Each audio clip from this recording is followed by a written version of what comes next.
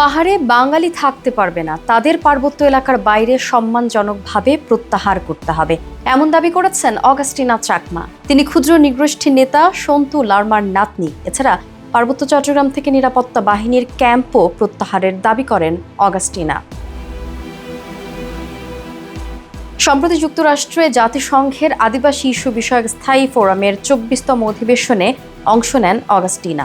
পার্বত্য চট্টগ্রাম জনসংহতি সমিতির এই প্রতিনিধি ১৯৯৭ সালের পার্বত্য চট্টগ্রাম চুক্তি দ্রুত বাস্তবায়নে জোর দেন।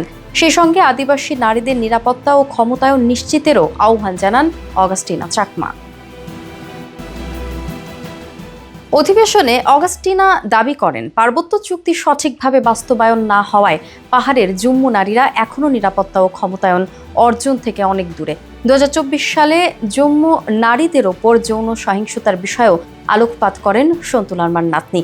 তার দাবি, রেকর্ডেড ওই ১২টি ঘটনায় জড়িত ছিল পাহাড়ে পুনর্বাসিত মুসলিম সম্প্রদায়ের বাসিন্দারা। এসব ঘটনায় এখনও কাউকে বিচারের আওতায় আনা হয়নি জানিয়ে বিচারিক ব্যবস্থা থেকে সহজে অব্যাহতির সংস্কৃতিকে দায়ী করেন অগাস্টিনা। সন্তু লারমার নাতনি আরও বলেন, পার্বত্য চট্টগ্রামের আদিবাসী নারীদের অধিকারের ক্ষেত্রে স্থায়ী ফোরামকে গুরুত্বপূর্ণ ভূমিকা পালন করতে হবে।